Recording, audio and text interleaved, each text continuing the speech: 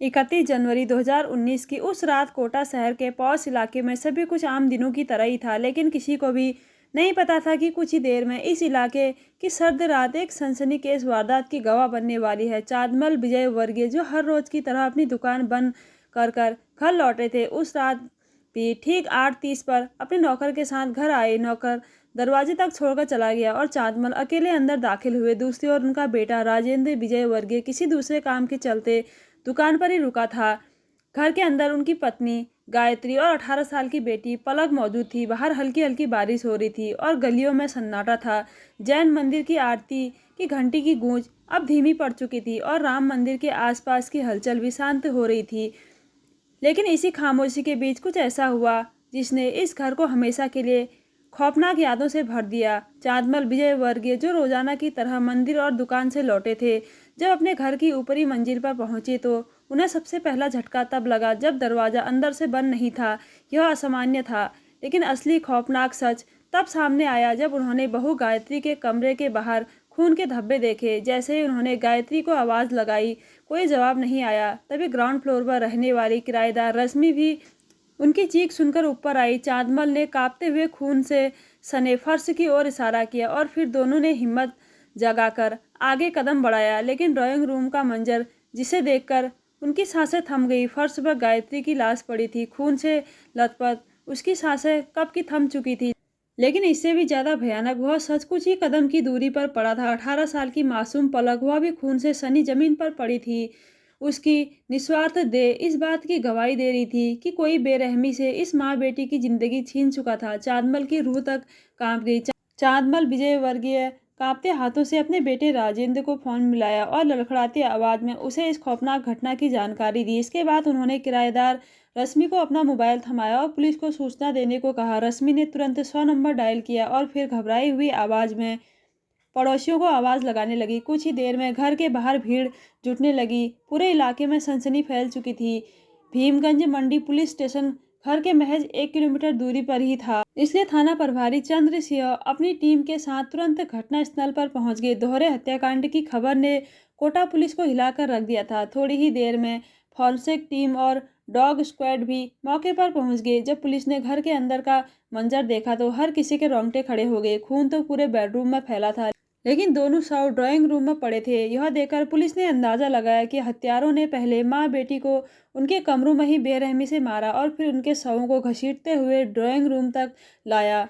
कमरे से लेकर ड्राइंग रूम तक खून की लकीरें इस बात की गवाही दे रही थी कि यह कोई मामूली हत्या नहीं थी। वारदात को जिस तरीके से अंजाम दिया गया था, उसे साफ लग रहा था कि यह कोई लूटपाट की वारदात नहीं, बल्कि किसी गहरी दुश्मनी या रंजिश का नतीजा था। राजेंद्र विजय वर्गीय अपनी पत्नी और बेटी को खोकर सदमे में थे। उनका कहना था कि उनकी किसी से कोई दुश्मनी नहीं थी, लेकिन एसपी दीपक भार्गव उनकी इस बात से संतुष्ट नहीं थे।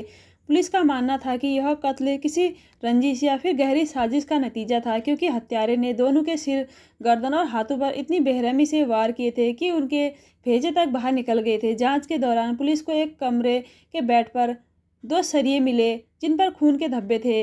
इसके अलावा पुलिस को बेड के नीचे एक चाकू भी मिला जिस पर ताज़ा खून के निशान थे। फॉरेंसिक एक्सपर्ट का मानना था कि दोनों माँ बेटी के गले इस चाकू से रेते गए थे।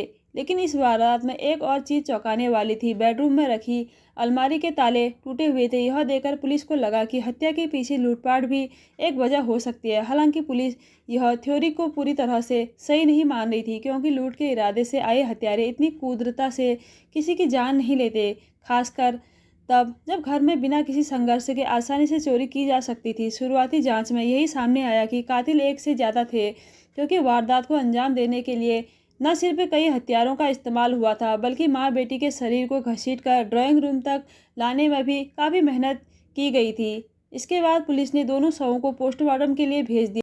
जब पोस्टमार्टम रिपोर्ट आई तो उसमें जो खुलासा हुआ उसने पूरे मामले को और भी दिग्गज और भयानक बताया। पोस्टमार्टम रिपोर्ट के अनुसार गायत्री की मौत सिर में गहरी चोट की वजह से हुई थी।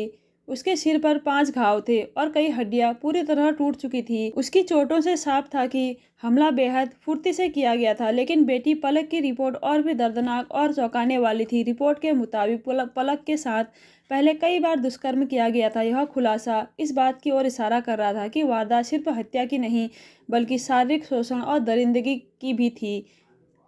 पलक की पोस्टमार्टम रिपोर्ट से पहले ही पता चल चुका था कि उसके साथ कई बार गलत काम किया गया था, लेकिन अब यह साफ हो गया था कि हत्या से पहले भी वह दरिंदों की हवस का शिकार बनी थी। इसके बाद उसके सिर पर 2 खतरनाक वार किए गए थे, जिसमें से एक इतना भयानक था कि उसका भेजा तक बाहर आ गया।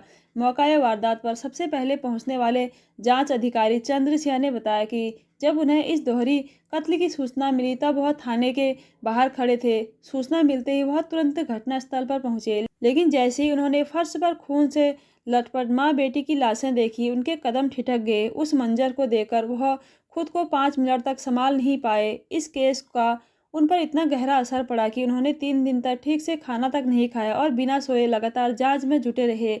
उनके मुताबिक यह उनकी जिंदगी का सबसे दर्दनाक केस था। पुलिस की शुरुआती जांच में पता चला कि हत्यारे ने सरिये को हथियार की तरह इस्तेमाल किया था। गायत्री और पलक दोनों के हाथों पर गहरी खरोंचें और चोट के निशान थे, जो यह साबित कर रहे थे कि उन्होंने अपनी जान बचाने के लिए बदमाशों से संघर्ष किया था। मौका वारदात पर टूटी हुई चूड़ियां भी पड़ी मिली, जो इस संघर्ष की गवाह थी। सबसे अहम सुराग माँ बेटी के नाखूनों के बीच में मिली त्वचा और मांस के टुकड़े थे। किसी को उन्होंने पूरी ताकत से खरोंच मारी होगी, जिससे उनकी पहचान हो सकती थी। राजेंद्र विजय वर्गीय के घर से एक सड़क सीधे स्टेशन की ओर जाती थी, जबकि दूसरी हड़वाड़ा की ओर आगे सैनिक क्षेत्र तक भी पहुंचती थी। शायद यही वजह थी कि कातिल वारदात को अंजाम देने के बाद बिना किसी की नज़र में आए वहां से भागने में सफल हो गए थे। लेकिन इस केस में सबसे चौंकाने वाली बात यह थी कि जिस तरह से घर में दाखिल होकर यह घटना हुई, उससे पुलिस को लग रहा था कि हत्यारे विजयवर्गीय परिवार के करीबी हो सकते हैं। घर का मुख्य गेट लोहे का था, लेकिन उसकी कुंडी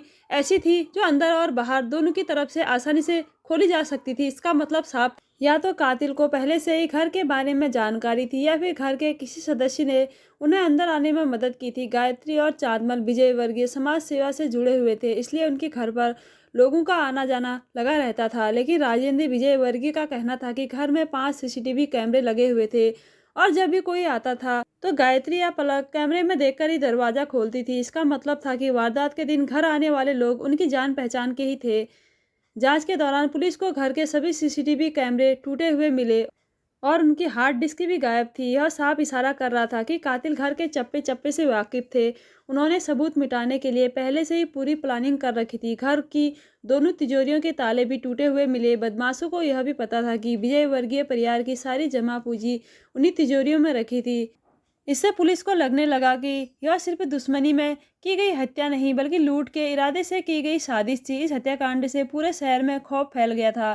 खासकर व्यापारियों में जबरदस्त आक्रोश था। उन्होंने पुलिस पर दबाव बनाने के लिए धरना प्रदर्शन करने की चेतावनी दे दी। अगले 1 फरवरी को एसपी दीपक भार्गव ने राजेंद्र विजयवर्गीय से चोरी हुए सामान के बारे में पूछा। राजेंद्र ने बताया कि तिजोरी से करीब 10 लाख रुपए नकद और 25 लाख रुपए के सोने चांदी के गहने गायब थे।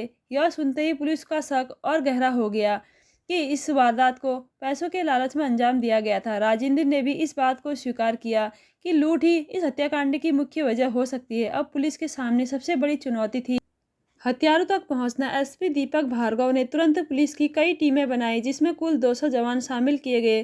पुलिस के लिए यह केस जितना पेचीदा होता जा रहा था, उतना ही खतरनाक भी था, क्योंकि अब सवाल यह था कि अगर यह सिर्फ लूटपाट थी तो फिर इतनी बेरहमी से माँ बेटी की हत्या क्यों की गई, और अगर कातिल लूट के इरादे से आए थे तो उन्हें घर के हर कोने की जानकारी कैसे थी। पुलिस की जांच लगातार जारी थी। पूरे इलाके में लगे सीसीटीवी कैमरा को खंगाला जा रहा था। होटल और धर्मशालाओं में छापेमारी की जा रही थी और कोटा शहर की नाकाबंदी कर दी गई थी, ताकि अपराधी किसी भी तरह फरार ना हो सके। लेकिन 2 फरवरी को इस केस ने एक नया मोड़ आया।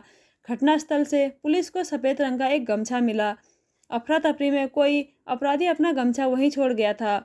जब पुलिस ने इस बारे में राजेंद्र से पूछा तो वह कुछ नहीं बता सकी, लेकिन तभी एक मुखागिर ने पुलिस को सूचना दी कि ऐसा ही गमछा राजेंद्र की दुकान पर चौकीदारी करने वाले मस्तराम के पास भी था।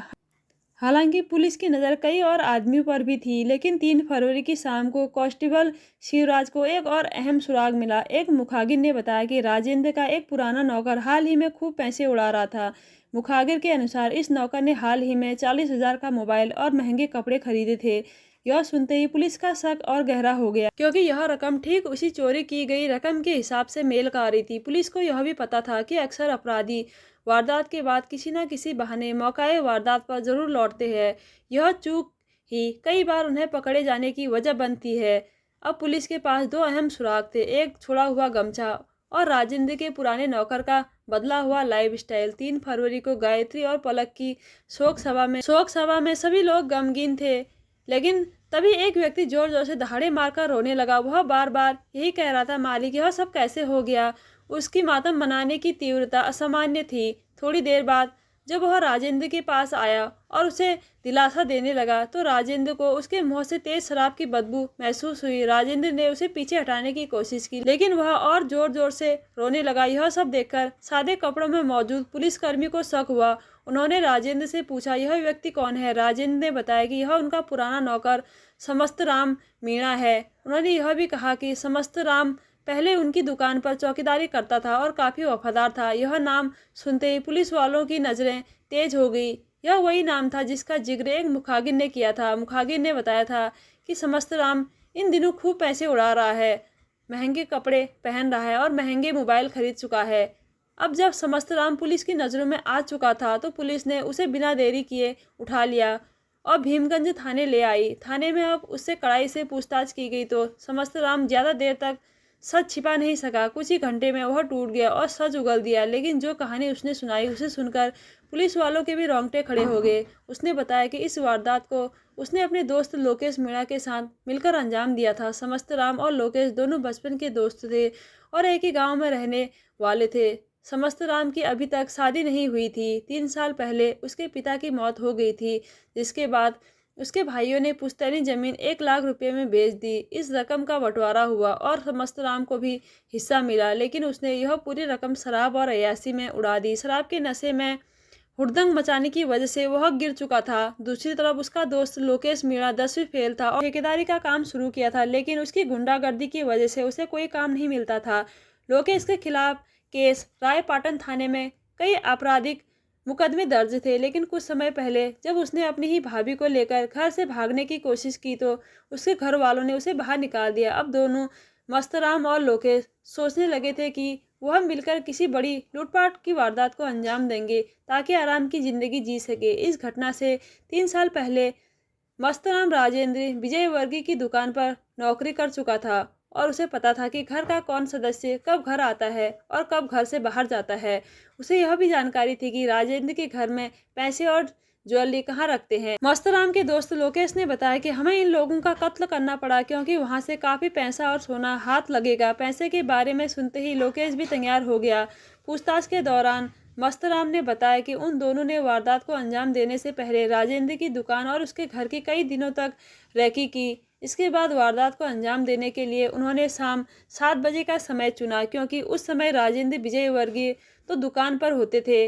उनके पिता चांदमल भी शाम को राम मंदिर में दर्शन करने के बाद मंदिर से सीधे अपने बेटे के पास दुकान पर पहुंच जाते थे। फिर 8:30 से पहले कोई भी घर नहीं आता था। राजेंद्र के घर में ग्राउंड फ्लोर पर किराएदार रश्मि अकेली रहती थी, लेकिन शाम के समय रश्मि भी सब्जी लेने मंडी चली जाती थी। मस्तराम और लोकेश के लूटपाट के प्लान में गायत्री और उसकी बेटी पलक का कत्ल करना पहले से ही तय था। इसके लिए वह दोनों सरिया और चाकू साथ लेकर आए थे, क्योंकि राजेंद्र की पत्नी गायत्री और बेटी पलक दोनों ही मस्तराम को जानती थी। इसलिए घर की डोरबेल बजाने पर गायत्री ने दरवाज़ा खोल दिया। दरवाज़ा खोलते ही वह दोनों अंदर चले गए। गायत्री ने उन्हें बैठने को कहा, लेकिन जैसे ही गायत्री अपने कमरे की तरफ मुड़ी तो दोनों ने सरिये से उसके सिर पर ताबड़तोड़ वार कर दिए। घर में शोर सुनकर जैसे ही पलक अपने कमरे से बाहर निकली तो उन दोनों ने उस मासूम को पकड़ लिया। उन दरिंदरों ने पहले उसके साथ दुष्कर्म किया, फिर दोनों ने मिलकर उसे भी ख़त्म कर दिया, यह सुनिश्चित करने के लिए कि दोनों बिल्कुल भी जिंदा ना बचें। मस्तराम और लोकेश ने चाकू से दोनों का गला भी रेत दिया। इसके बाद मस्तराम और लोकेश ने माँ और बेटी के शवों को घसीटते हुए ड्राइंग रूम में डाल दिया। मस्तराम को यह पता था कि ज्वेलरी और पैसे गायत्री के कमरे की तिजोरी में रखे जाते थे। दोनों अपने साथ एक बैग लेकर आए थे और तिजोरी तोड़कर सारी ज्वेलरी और पैसे बैग में भरकर वहां से फरार हो गए। वह दोनों बस पकड़कर सीधे अपने गांव पहुंचे, जहां उन्होंने सारी ज्वेलरी और कुछ पैसे अपने घर में छुपा दिए। फिर वह दोनों रातों रात बूंदी जिले से रोडवेज बस पकड़कर जयपुर चले गए। जयपुर में वह दोनों एक होटल में रुके और अगले दिन खूब खरीदारी की और शराब पी और महंगे मोबाइल फ़ोन और कपड़े खरीदे। फिर 2 फरवरी को वह दोनों वापस कोटा आ गए।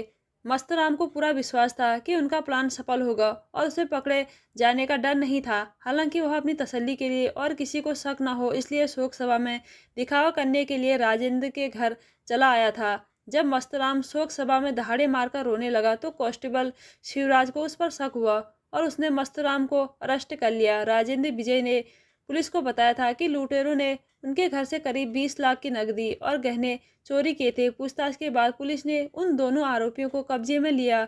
लूटे गए 20 लाख में से 7 लाख 13 किलो चांदी और 26 ग्राम सोना बरामद कर लिया। इसके अलावा पुलिस ने गायत्री और पलक की सोने की चैन और कंगन भी बरामद किए थे।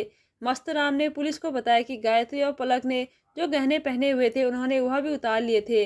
दूसरे आरोपी लोकेश ने वारदात के बाद 20 लाख रुपये के सोने के कंगन और एक सोने की चैन को अपने गांव में एक खेत में गाड़ दिया था। चोरी की रकम का बंटवारा करने के बाद मस्तराम गुजरात के पाटन जिले के एक गांव में अपने रिश्तेदार के पास गया और 1 लाख रुपये यह कहकर वहां रख दिए। यह पैसे उसे जमीन बेचकर मिले हैं। मस्तराम ने रिश्तेदार से कहा था कि वह कुछ समय बाद इन पैसों को ले जाएगा। इस घटना के कुछ समय के बाद मस्तराम के रिश्तेदारों ने वह रकम पुलिस को सौंप दी और कहा कि उन्हें इस घटना के बारे में कुछ भी जानकारी नहीं थी। एसपी दीपक भार्गव के मुताबिक इस मामले का खुलासा करने में कांस्टेबल शिवराज की भूमिका बेहद महत्वपूर्ण रही। शोक सभा में मस्तराम के हाव भाव पर शक होने के बाद कांस्टेबल शिवराज ने पूरी तरह से उसे पर ध्यान केंद्रित किया। उन्हें मस्तराम की कलाइयों पर खरोच के निशान मिले जिससे उनका शक और भी पुख्ता हो गया। इन सभी घटनाओं के कुछ दिन बाद यह मामला कोर्ट में चला गया। 18 फरवरी 2025 को कोर्ट ने इस घोर अपराध और रेप और मर्डर को मानते हुए मस्तराम मीणा और लोकेश मीणा को फांसी की सजा सुनाई। साथ ही दोनों पर 80,000 रुपये का जुर्माना भी लगाया गया। इसके अलावा उन्हें कई अन्य धाराओं में भी सजा दी गई। कोर्ट के जज अजय कुमार शर्मा ने कहा कि इस मामले से समाज की सामूहिक चेतना जुड़ी है। आरोपियों ने तब अपराध किया जब दोनों महिलाएं अपने घर में अकेली थी। उन्होंने न केवल घर में रखी संपत्ति लूटी बल्कि फरियादी की बेटी से दुष्कर्म कर दोनों महिलाओं का बेरहमी से कत्ल किया। जज ने कहा कि इस प्रकार के अपराधों से समाज के हर वर्ग को सुरक्षा चाहिए और ऐसे दरिंदों को समाज कभी भी अपने बीच नहीं देखना चाहता। उन्होंने अपने फैसले में लिखा कि आरोपियों को फांसी के वारंट के बाद उन्हें फांसी पर लटकाया जाए जब तक उनकी मृत्यु ना हो जाए। तो दोस्तों, कैसी लगी आज की आपको स्टोरी? अगर अच्छी लगी तो हमारे चैनल को ज़रूर सब्सक्राइब कीजिएगा। धन्यवाद।